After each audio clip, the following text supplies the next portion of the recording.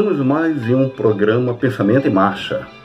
Nesta quinta-feira, véspera de uma data importante. No próximo sábado, dia 29 de maio, a partir da manhã, a partir das 8 horas da manhã, nós teremos manifestações no Brasil inteiro contra o desgoverno Bolsonaro. E mais do que isso, as manifestações do próximo sábado, elas são pela vacina, mas são também pela reconstrução de um projeto brasileiro, de um projeto de nação. Um projeto de nação que tem sido negado nesses últimos 5 anos. É por isso que nesses últimos anos nós temos tido o aumento da pobreza no Brasil. Cerca de 14 milhões de famílias brasileiras estão hoje abaixo da chamada linha da miséria. E não é somente isso. Nós temos aproximadamente 50 milhões de brasileiros que não conseguem nem sequer ter uma ocupação básica com vistas a ter uma renda mínima. Por isso, no próximo sábado, todos nós estaremos sim na Praça da República no próximo 29 de maio, numa luta que é uma luta importante, uma luta pela vacina, mas é a luta também pela garantia de um futuro para o Brasil. Neste programa Pensamento em Marcha, nós vamos estar tratando de um momento da história brasileira muito significativa para todos nós. É um momento onde o Brasil está em plena mudança e que por isso é fundamental que nós possamos, aqui no programa Pensamento em Marcha, refletir um pouco com vocês sobre a importância do que foi a década de 1980. A década de 80, muitos de nós, naquela altura, eu pessoalmente, estava bastante jovem, tinha ainda 15 anos, e no final da década, 20 anos. Naquela altura, a década de 80, ela demarcava um momento fundamental para a história brasileira. Tratar desse momento da história, que foi a década de 80, e mais do que isso, entender qual é o sentido e o significado histórico daquele momento e como esse momento histórico, que foi a década de 1980, o final do século XX praticamente, para o Brasil e para o mundo, o que isso significou para a história brasileira atual. Como é que a década de 80 marca definitivamente a história brasileira, marca inclusive agora os momentos em que nós nos encontramos. Por isso, nesse Pensamento em Marcha, nós convidamos vocês a refletir um pouco a partir de uma série de elementos que nós vamos aqui expor, a partir de aspectos econômicos, sociais, culturais, já que a década de 80 foi uma década de revolução cultural no Brasil, buscar refletir um pouco sobre como a década de 80 nos chega até aqui nesse ano de 2021. Esse é o programa Pensamento em Marcha e nós estamos agora começando com vocês, tratando a década de 1980 e o seu reflexo sobre a história brasileira atual.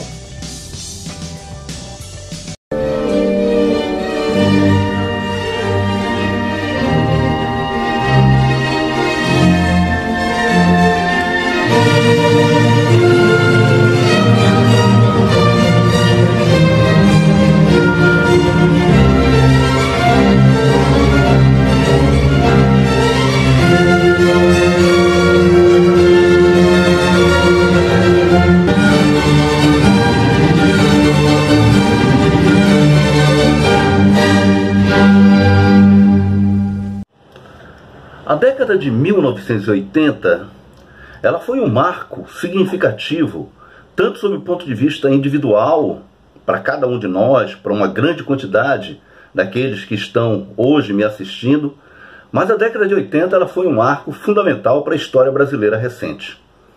A década de 80 ela começa muito cedo, ela curiosamente, ela começa no final ainda da década de 70.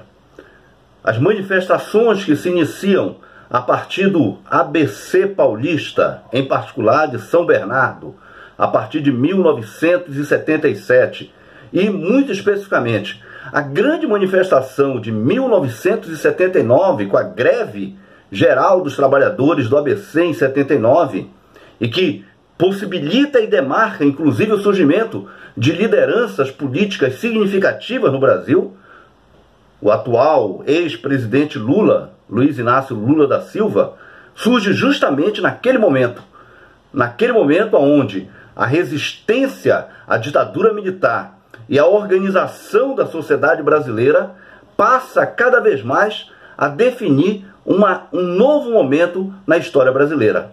Lula surge nas manifestações de 79 e justamente esses grandes movimentos que ocorreram no final da década de 70 demarca, curiosamente, o início. Os movimentos sociais do início da década de 80, eles eram tanto movimentos em torno da chamada classe trabalhadora organizada, como já nos referimos aos trabalhadores do ABC paulista, mas também a um conjunto de movimentos que ocorriam no país inteiro.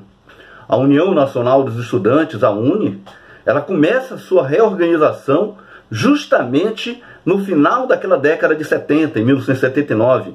Em 1980, tu tens um congresso de refundação da União Nacional dos Estudantes. A União Brasileira dos Estudantes Secundaristas também inicia o seu processo de reorganização naquele momento.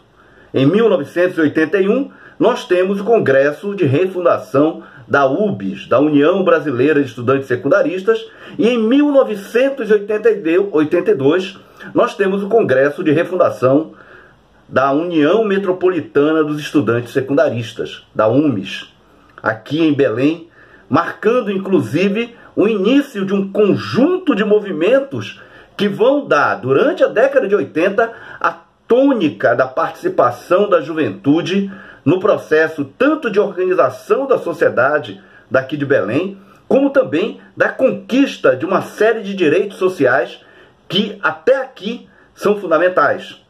Nós estamos falando da luta pela meia passagem, assim como também a luta pela meia entrada nos cinemas. A luta pela meia passagem, ela foi um marco durante toda a década de 80 e ela demarcou como a juventude, a partir do seu processo de organização e a partir também da luta em conjunto com os trabalhadores organizados, podem de fato alterar a situação de uma determinada sociedade, como era o caso da sociedade brasileira naquela altura, como era o caso também da sociedade daqui de Belém naquele momento. A década de 80, ela se inicia a partir de um processo de estagnação econômica muito expressivo. A ditadura militar, durante todo o seu período de existência, desde 1964 até 1985, quando finalmente tu tens a transição definitiva da ditadura para um governo civil, a ditadura ela tem vários momentos econômicos. O seu momento econômico final, aquele que se inicia por volta de 1977 e vai até 1985, naquele momento, a ditadura ela passa por um processo onde a estagnação econômica acaba sendo um ponto muito expressivo. É importante lembrar que o Brasil, do início da década de 80, foi um país onde os elementos da chamada dívida externa se tornou um ponto central. O Brasil ele se tornou um dos países mais endividados em termos externos do mundo. A dívida externa brasileira chegou a algo em torno de 100 bilhões de dólares naquela altura.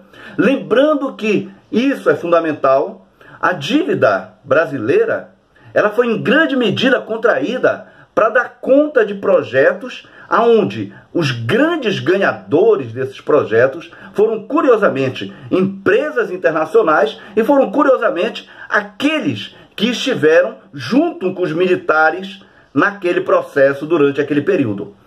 Muito já se falou da ideia da eficiência militar. Na atual crise pandêmica já vimos que não existe eficiência militar nenhuma. Pelo contrário, durante o período da ditadura ficou muito claro como a associação entre militares e interesses econômicos tinha e tem um nome fundamental: corrupção. A construção da Transamazônica, como também a construção da hidrelétrica de Tucuruí, como também uma série de outras obras em todo o país, eram claramente demarcados por processos de corrupção, como mostraram uma série de autores posteriormente.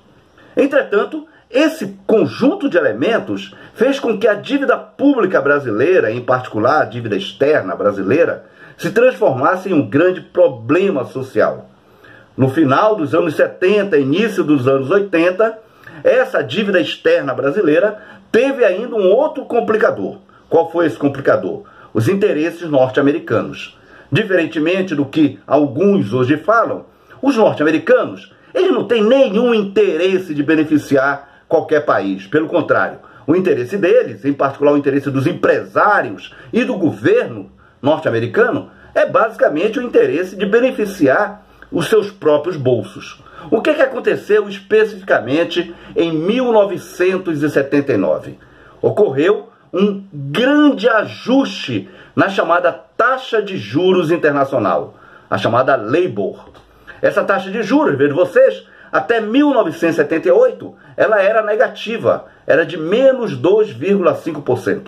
O que acontece em 1979, e muito especificamente por ação do presidente do Banco Central norte-americano, que tem um grande poder, o Fed, o Federal Reserve. Naquela altura, o presidente do Fed norte-americano era um senhor chamado Paul Volcker.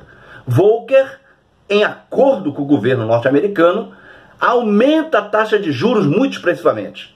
Em 1980, a taxa de juros internacional, a LIBOR, que era aquela que calculava justamente o reajuste das dívidas públicas externas dos países latino-americanos, muito especificamente do Brasil, chega a 22%. Isso faz com que as economias latino-americanas, e muito especialmente a economia brasileira, mexicana e argentina, quebrem. Esses países, muito especificamente, eles acabam decretando moratórias, acabam decretando a incapacidade de continuar pagando a dívida. Entretanto, no caso brasileiro, ocorre ainda um aspecto ainda muito pior. Para dar continuidade ao pagamento dessa dívida, o que faz os governos ainda militares do último general de plantão chamado João Batista Figueiredo? Eles fazem duas políticas econômicas muito ruins.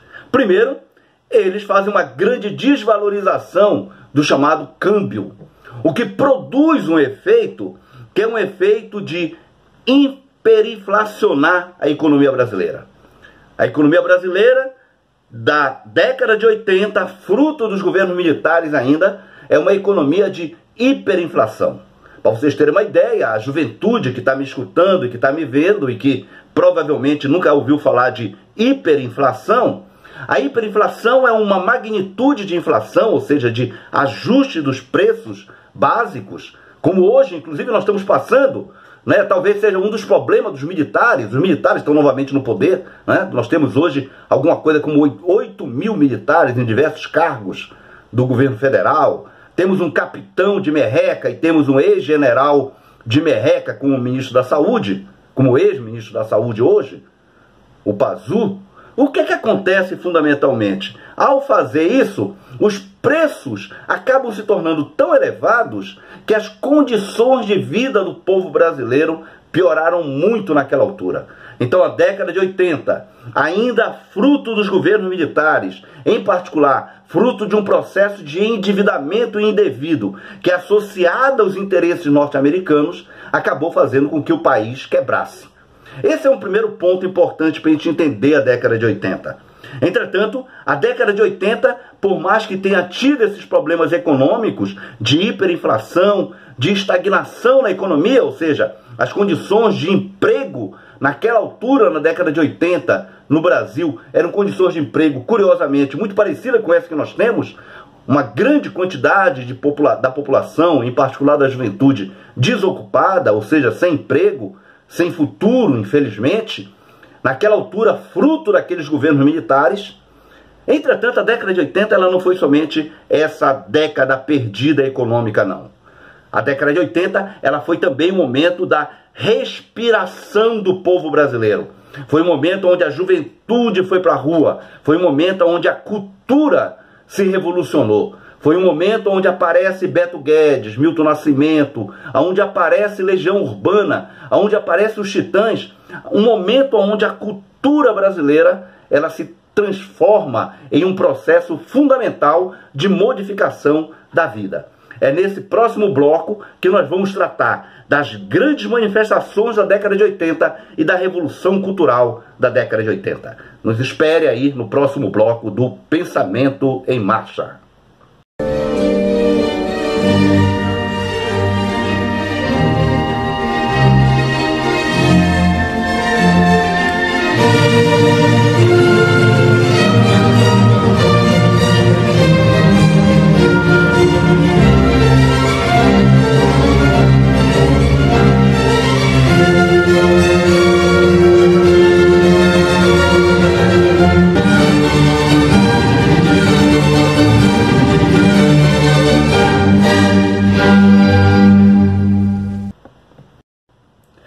Este é o programa Pensamento em Marcha e nós estamos conversando com vocês aqui sobre a década de 1980. Em 1980, nós tivemos um conjunto de mobilizações sociais que marcam a história do país. Especificamente, a ditadura militar, que já estava, como nós já falamos há pouco, em um processo de estagnação econômica e de desfazimento muito forte. Entretanto, a ditadura ela também passou, no início da década de 80, por uma espécie de golpe dentro do golpe.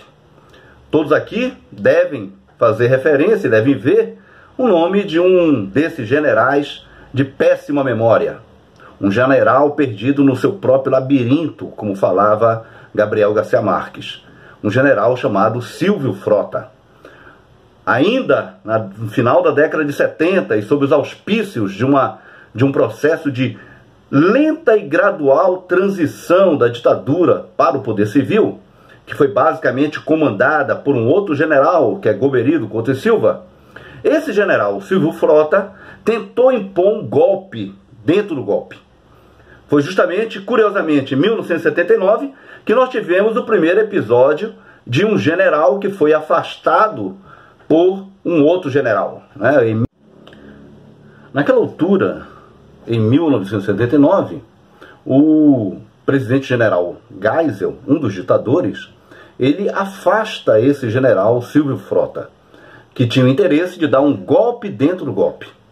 É curioso observar hoje que alguns desses generais que estão em torno do não governo Bolsonaro, ou do desgoverno Bolsonaro, são curiosamente pessoas que estavam no gabinete lá daquele Silvio Frota naquela altura. Um deles, o general Heleno, naquela altura era um capitão vinculado ao gabinete desse general Silvio Frota, que queria dar um golpe dentro do golpe, por conta de que ele não estava contente com o processo paulatino que nós tínhamos de transição da ditadura para governos civis.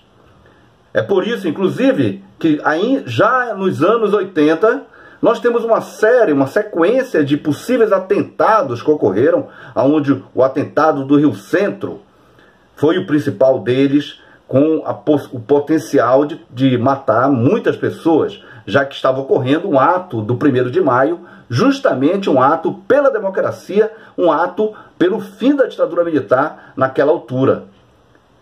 E eles buscaram explodir uma bomba, naquele ato do Rio Centro em 1982. A ditadura, portanto, ela estava num processo lento de se desfazer.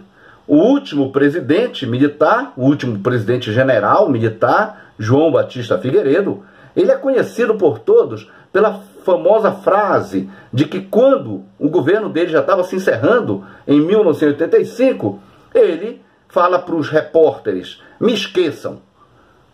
É curioso que isso seria um ponto para nós fundamental, se os militares de fato estivessem somente na caserna e não quisessem assumir as relações de poder, inclusive as relações de poder político, como infelizmente acabam fazendo durante vários momentos da história brasileira e acabam produzindo uma série de efeitos nocivos para o país.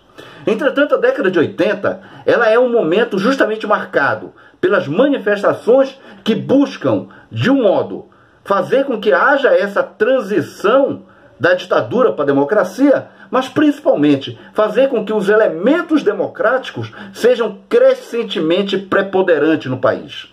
Em 1984, nós temos um conjunto de manifestações no Brasil inteiro, que são as manifestações pelas diretas já.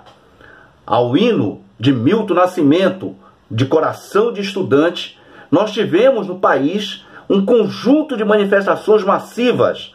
Aqui em Belém, nós chegamos a reunir quase que 100 mil pessoas, justamente por conta de que essas grandes manifestações no país inteiro não somente buscavam uma proposição fundamental, que era a transição da ditadura para a democracia, mas principalmente buscavam com que aquela transição não fosse um acordo por cima.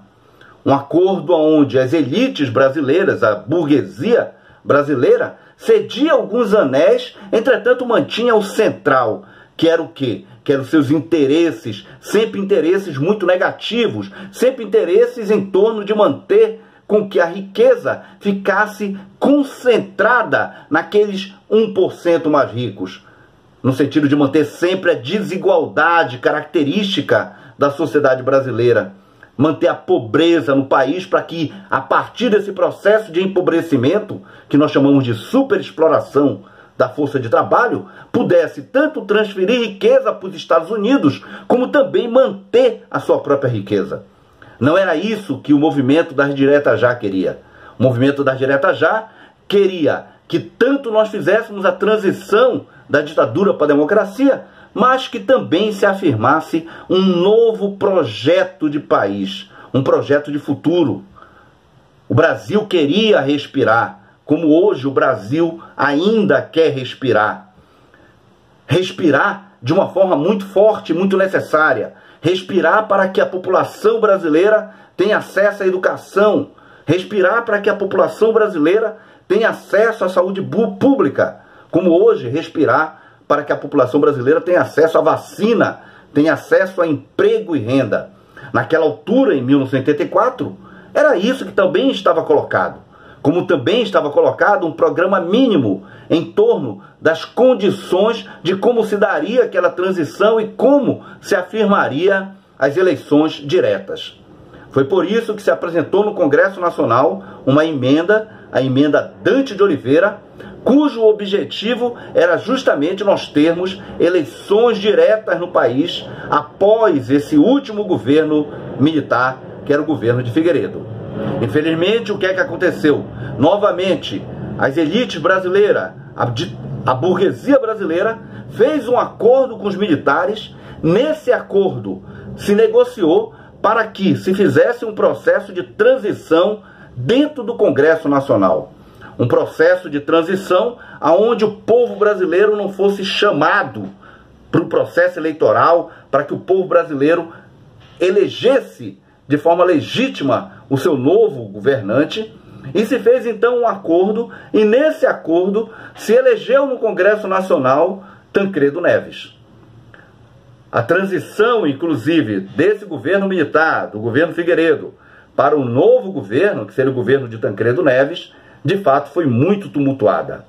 Ainda em 1985, Tancredo Neves adoece de forma muito grave, algo inclusive até hoje não esclarecido exatamente os motivos da doença e como é que aquilo se deu de forma tão acelerada, e ele vem a falecer.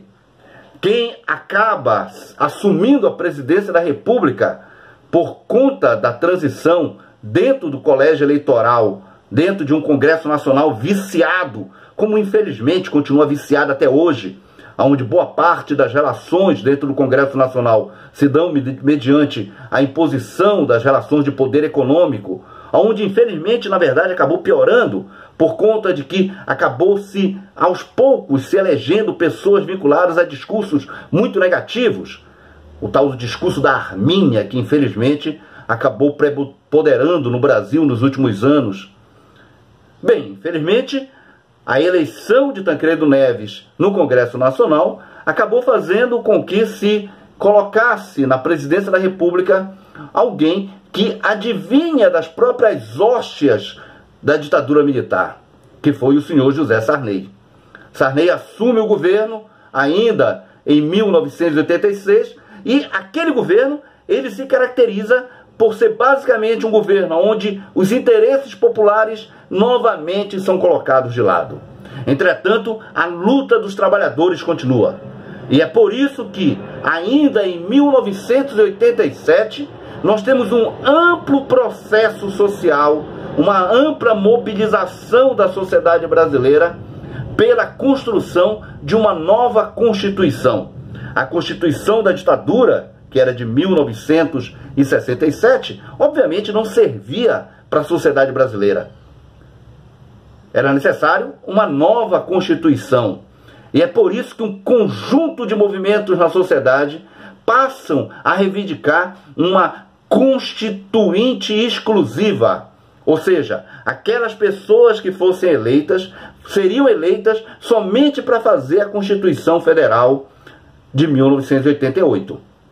Esse amplo movimento social, ainda no ano de 1986, também leva às ruas milhares de jovens. A juventude da década de 80, ela de fato foi uma juventude extremamente aguerrida. Uma juventude que queria construir e queria respirar. Queria construir uma nova proposta de nação. E aquele conjunto de movimentos ali fez com que a Constituinte de 87 pudesse sofrer uma série de pressões. Pressões sob o ponto de vista da construção de políticas educacionais, públicas e gratuitas. É daí que advém o Fundeb, o Fundo Nacional de Educação Básica, tão fundamental. É daí que advém o SUS, o Sistema Único de Saúde. Os movimentos, em particular, os chamados médicos sanitaristas, foram tão importantes naquela altura. Os educadores como um todo. O professor Florestan Fernandes, como professor, entretanto também como constituinte, a partir das lutas dos trabalhadores, da organização, que fizeram uma enorme pressão em Brasília. Eu próprio estive em Brasília em 1987, saído de uma caravana daqui de Belém, uma caravana com 50 ônibus, quase que 2.500 pessoas, a maior parte jovens, saíram daqui de Belém e foram para Brasília, para pressionar, tanto por educação pública, por saúde pública, por uma previdência social universal, por direitos que se consolidaram aos poucos e que, infelizmente, nos últimos 5 anos estão sendo grotescamente negados. A década de 80 ela é, portanto, uma década de movimentos muito efetivos pela luta pelo povo, pelas condições de vida dos trabalhadores brasileiros. Entretanto, a década de 80 é também um outro movimento fundamental. É o movimento da música.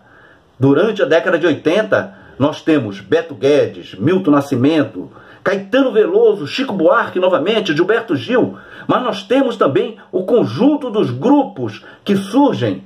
Nós temos aqui em Belém Mosaico de Ravenna, nós temos Titãs, nós temos Legião Urbana. O conjunto daquelas manifestações durante a década de 80 foram manifestações movidas ao hino do Índios de Renato Russo.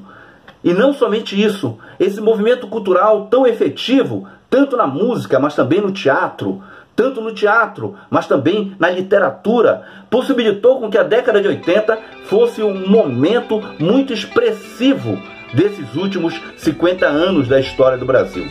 É por isso que nós estamos aqui e nós achamos que é fundamental que vocês que são mais jovens, aqueles que participaram também da década de 80, desse conjunto de movimentos, possam se relembrar desse momento para que nós possamos pensar o futuro do país.